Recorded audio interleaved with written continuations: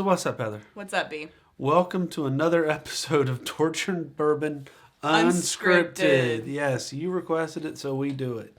And tonight, we are looking at two bourbons, which we think that everyone's going to enjoy. Elijah Craig 18 and Knob Creek 18. But before we go into that, thank you for coming back. Mm-hmm. We've seen an explosion in our subscriber base lately, and we can't understand what we're doing right, so we'll just keep doing it. But we appreciate it. But if you are new to us, if you stumbled upon us, if you accidentally meant to click on something else and we popped up, well, why don't you just stick around for a few minutes and click this like and subscribe button, because we want to welcome you to the family. How many episodes do we do a week now? 3. That's right, because Heather doesn't want me to sleep. It's my fault. So we try to put out 3 quality episodes a week, or 3 episodes and have some quality. Just to bring some love and affection to you. And bourbon. And bourbon. And speaking of love and affection, Heather really wants to get to know all of you.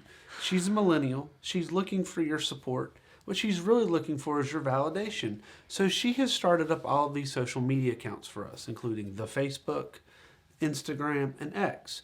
And she wants to reach out to you and talk to you. But she needs you to reach out to her first. So please do that. Yeah, that pretty much sums it up, B. Thanks. Love, validation, approval. Need it from all of you out there.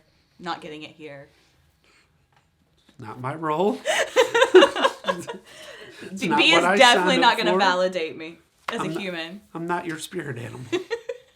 Like B said, like, subscribe, follow us on our socials, send us an email, put a comment to the videos, or send us a message. We'd love to talk with you. And in all fairness, we did, and both of us were excited to do our first viewer request episode. It was so fun, and we love that engagement. So if you haven't watched this before, this is all sarcasm, and it's built into our shtick. All right. Here we go. So we just did an episode recently on Knob Creek where we looked at all of their major offerings plus a single barrel, and you can find that information right there. Now, when we were requiring the Knob Creek 18 year, a few days later we acquired the Elijah Craig 18 year because Heather won the raffle. Back to the store, same place, 2 different bottles. Which, yes, here in North Carolina, in order to procure these, you have to time it right for a holiday raffle in a random store in the middle of nowhere, North Carolina, and then win to even be able to purchase it. To have the rights to give them 2 bills. Yep. Right. Absolutely. Yep. So how blessed and lucky are we? We're living the life. And being we then had them, we said, well, we got 2 18 years. They're pretty popular. A lot of people have some pretty strong opinions about them.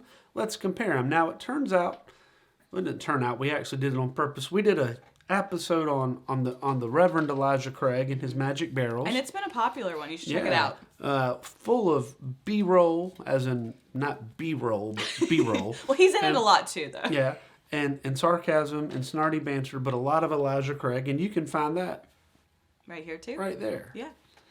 So that episode was a lot of fun, but we were a little intrigued when we got to the 18-year because I think we both assumed it was going to be a high proof point. Yeah, and it's 90. It's 90. Obviously wanting to stretch it a little further. Yeah.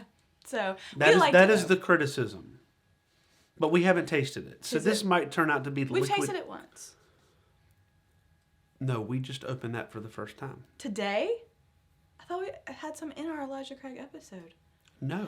Oh my goodness, this is why I need B to remind me of these things. See, now I have validation. I never remember what we have on our shelves.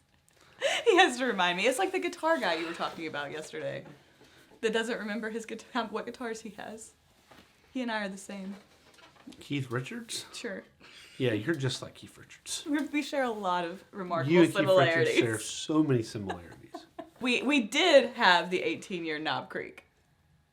We've never very recently tasted the 18-year. Oh, yes. Yeah. I just explained that. We did it in our 18-year Knob Creek I know. episode. I'm just reaffirming myself now. And we said it was cock of the walk. We rated it did. our highest. So this is a comparison episode. So we may or may not choose to rate and rank, but we're definitely going to compare. Mm-hmm. We are. Where do you want to start? Well, let's we're unscripted, but we do have some notes just to help us out. And the notes are just the mash bills. These have very similar mash bills. So first, let's talk about the Elijah Craig 18 year. It's 78% corn, 12% malted barley, and 10% rye. Now, conversely, the Knob Creek 18 year is 77% corn, so there's a 1% difference there. It's 13% rye and 10% malted barley. So you have a 1% difference in corn, and then your rye and barley are basically switched. Mm-hmm. So they are very similar mash bills. Right. Very, very similar.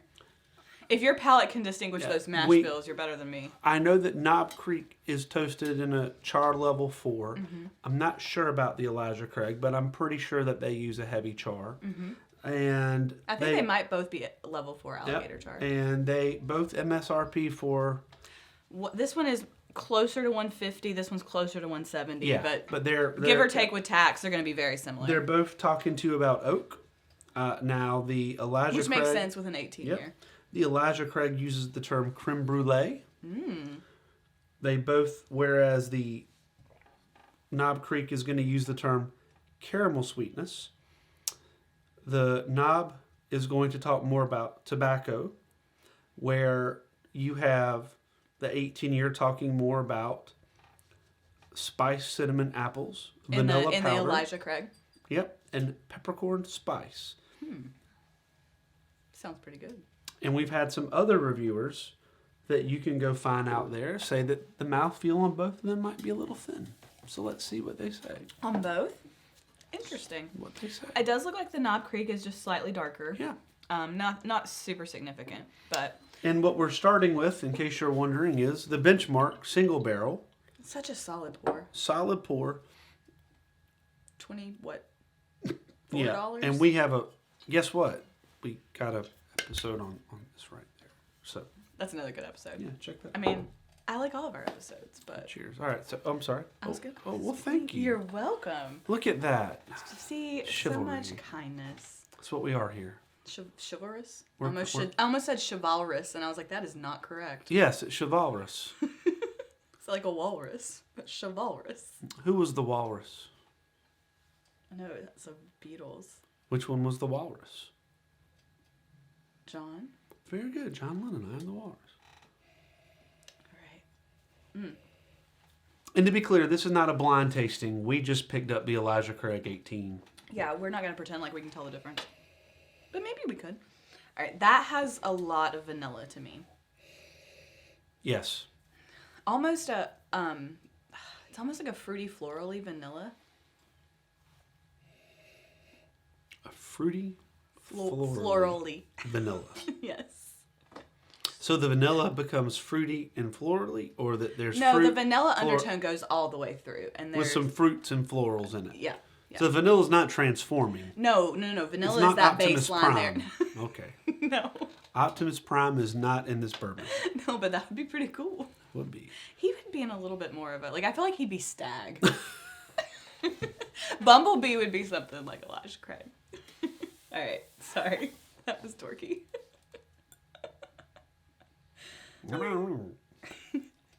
Just like that. All right, well, I like the smell. Yeah, I mean, that's... Yeah, it's pleasant. Very pleasant. First take is it does not drink like an 18-year, in my opinion. I'm not necessarily saying that as a compliment or a criticism. How so? There's not... there's oak, but it's not overly so. And there's not... Well, but I guess the aging has nothing to do with the heat, the presence of any heat to it. Other than does the... Well, define heat. We've been criticized for this. There's spice. Mm-hmm. There's alcohol, which brings a different type of heat. Mm-hmm. And then you have pepper. So when you say heat, what are you referring to? I don't think it really has any of those, honestly. And that none of that has to do with aging. So I think in my head, for some reason, something that's been aged for that long should have a lot of oomph to it. And that doesn't necessarily need to correlate. Mm-mm. So I'm learning. This is my journey. It's very smooth. And see, I think that's what the aging is supposed to do. It's smooth it out. I think. So what we've learned in our journey, and this show's about journey and therapy for me, because it's all about me. So the bourbon moves, the liquid inside the barrel moves a 1/4 inch in and out of the bourbon as temperatures change. Mm-hmm. So over 18 years that this has been sitting in barrels at Heaven Hill, just the proprietor, it's moved a lot through wood. Mm-hmm. So it's picking up those characteristics, and that's smoothing out the rye and eliminating the corn to some degree. So I do think it has effect on your spice level, in theory. And then you proof it down with their sacred limestone water that they probably get from their sacred tap stream, you know. They want you to believe that little drip, drip, drip goes into all these bottles of Elijah Craig. Sure. I don't know if you've been in a store lately, but there's to be a small batch. A metric ton. There's a pretty big small batch. Now, that's not knocking Elijah Craig because it is a go-to for me. Oh, yeah, absolutely. And it's actually it's an excellent go-to, in my opinion, for mixing a drink. It's one of the best for old fashions. Yeah. So I like Elijah Craig a lot. And I like other Heaven Hill products a lot. And so does everyone else because they're so popular. So what do you think about this one? I'd like to ask them why they proofed it down to 90. I think it's a good question. It's a valid question. Oh, it's smooth. It's very smooth, but it's almost too smooth. It's almost too... I see where the criticism on the mouthfeel comes from. It does... Now, I could drink it all run night. A little thin. That's, true. This is a... Easy sipper. Getting a lot of trouble with this. It doesn't have your typical favorite profile on the flavors. Not that you dislike this flavor profile, but you tend to like a little more pronounced spice. No, but it has I see where they're talking about the peppercorn there, kind of a... Towards the end? Yeah. Yeah. And then the oak comes through smooth. Mm-hmm. That's true. So I will say that the oak is not... The oak is very present without being overwhelming. Mm-hmm. Some oak can be overwhelming. That's true. It can be distracting. Yeah. From everything else. But for me, for an 18-year, this is very... I think it has a beautiful oak presence. Mm-hmm. And I'm starting to like oak more. Almost a refined oak presence. And to be clear, I obviously hate it. Yeah, clearly. We both do. It is a much rounder, softer version than their small batch. Softer is the right word. You occasionally say, well, I would like to have a bourbon that's a high quality that I could introduce someone to bourbon with. That would be a choice. I do think the problem is that if you introduce someone to bourbon with that, then they would... They think that's what they get every time. I think they'd have difficulty drinking this. They'd be like, wait, where's the 18-year Elijah Craig? Like, Yeah, that's and not we talked about how readily this is... available. And see, this is the difference. We think this is a steal. Mm-hmm. And it's a steal, but... When you start to really see the difference is when... If you come home and you pour yourself a pour of this, it's really good. Now... Taste it now. That really changed the flavor of this. Yeah. And this is where we have all these great shows about great, you can go grab it down here and it's good. And it is. And I don't want to, because Clearly. This is not the only bottle we've ever been through. Nope. And we will have another. And for $20 or $25, this is fantastic. And there's lots like that. But then when you do put it up against something like this, you realize... You're a different weight class. But most of us are not in a position where this is our day-to-day, every day. Yeah, for those of you with... Unlimited No, funds. I was saying for those of you with a decanter and you enjoy a nightly drink, if you have the means, ability, and wherewithal that your nightly drink is a close to $200 bottle of bourbon, good for you. I'm proud. You've done well in life. Or that's where you choose to spend your money and you don't need. Your priority is your decanter bourbon, whatever. I don't know. You do you. Heck, maybe you live down by the river in a van. I don't know. But regardless, good for you. And but when you I don't know where I'm going with this. I think in summary, where B was going was that we can recognize the quality in something that's readily available and on the cheaper end, while also saying, okay, but yeah, if you put it up against a heavyweight, it's not supposed to. Yeah. It's not what it's meant for. They both have their time and place. So now we're moving on to the Knob Creek 18-year. So this is 100 proof. So it's still proof down because we know that a single barrel, and they don't call it barrel proof, but a single barrel of Knob Creek comes in around 120. Right. Right. So it's been still proofed down a proof little. down. So there's still they're still trying to spread it, which might lend to some people's belief on the mouthfeel. So we'll see. Yeah, I mean, it is a little darker, and I think the legs are a little more distinct on this one than the Elijah Craig. All right, so on the nose,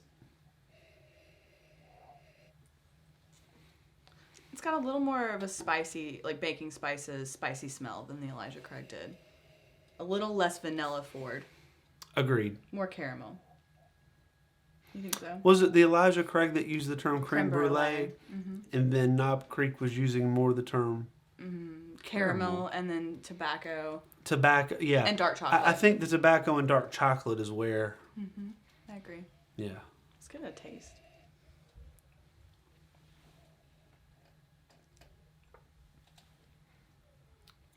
So that does punch a little heavier for me. I get the, and again, I'm going to use the word bitter and not in a negative sense, but there's a little bit of bitterness that comes through. It's like an espresso dark chocolate bitterness there in the finish. When I was drinking my coffee this morning, and it's a very dark roast. If any of you are interested, I drink Punk Bunny, father of all dark roasts, made by Green Day. Yeah, there you go. It's pretty cool coffee. It's really good. It is really good, yeah. So when you were drinking it, did you think of what bourbon? I thought of, well, because I'm sorry. That heavy dark roast reminded me of what you said. Like, okay, so let's look at some of the things I enjoy. This morning I'm sitting there pouring the coffee, actually waiting for you to come over because it's a snow day and we're gonna play. We're gonna co-parent, guys. Yeah, we're all gonna co-parent. There's 3. We're gonna co-parent, and I was thinking, some work done. Yeah, and I smelled the coffee and smelled it brewing. I'm like, she has a strong point that, I don't like my coffee to have a fruity note. Right. I want it to have a little depth. Just what has come about. I mean, I think there's a linkage there between, honestly, wine, bourbon, and coffee. Yeah, and I'm not drinking wine. Your flavor profile preferences kind of carry through those 3 things. Yeah, I mean, I actually enjoy a heavy Zinfandel. Yeah, you love a good red, full-bodied red. Yeah. Yeah. That has to stay open for like 14 hours to drink it. Right. Yeah. So. Yeah. That is definitely here, for sure. And I do think that there's some shared flavor profiles and preferences through those. So the smoky tobacco I get on the end, and that's oak. Oak, smoky tobacco, dark chocolate, espresso.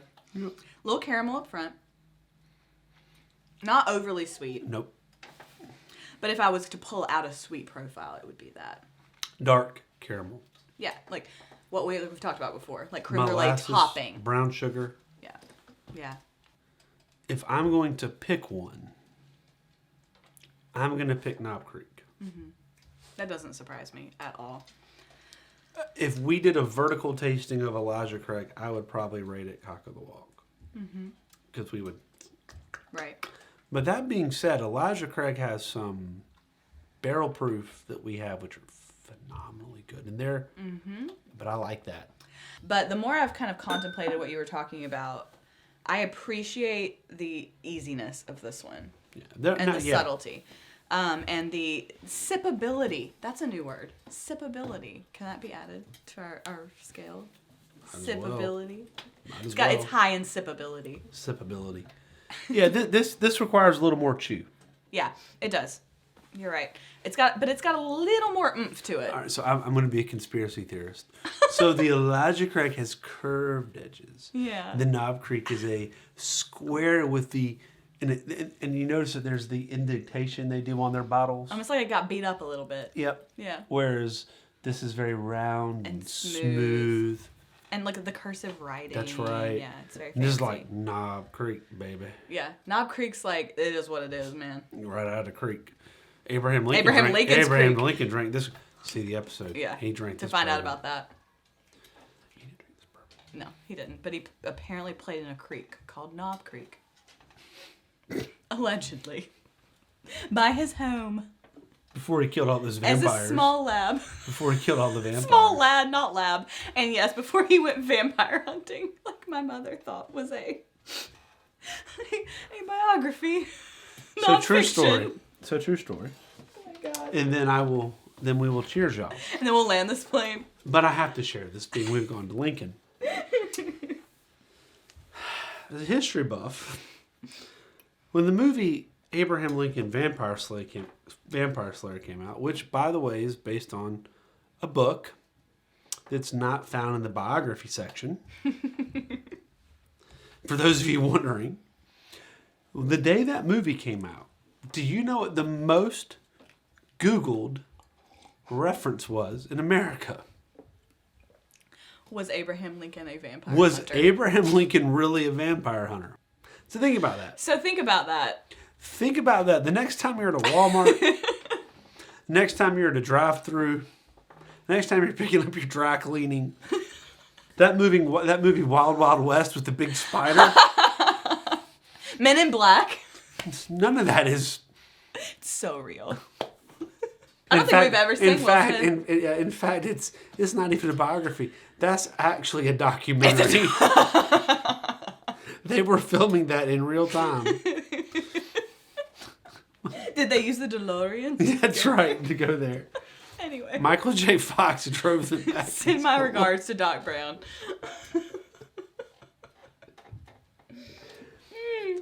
Can you imagine that of all the things that were Googled in the United States that day? See, 20 years ago, that would have shocked me. Now, Nothing shocks me. nothing shocks me anymore. Nothing. Nothing shocks me. Nothing. All right. I believe it. Cock of the walk, super high hush your mouth is where I'm landing. Yeah. I'm a little skeptical of the easy agreement with me. Well, I've got to be quiet because that thing, our rooster crows every time we do cock of the walk. So I'm trying to give it a second to do its thing. We're trying not to burn your eardrums. And it goes right there. I It's mean, great. I think it's great. It's a really great effect there. You did well with that. Oh, yeah. I just want to keep his confidence up George because Lucas and I have Steven no Sp- desire to edit, so I'm like, to me, he's an editing rock star. It's like saying I don't like to cook, so when these Zest crackers come out, I think it's amazing. That is not it, but anyway. All right, so Till next time. cheers, y'all. Cheers, y'all. My wet butt is distracting me. Would you like me to dry it with a hairdryer? I was... Is it drier yet? So dry. The hairdryer.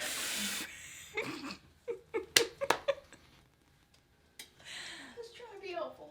Thank you. Thank you. Thank you.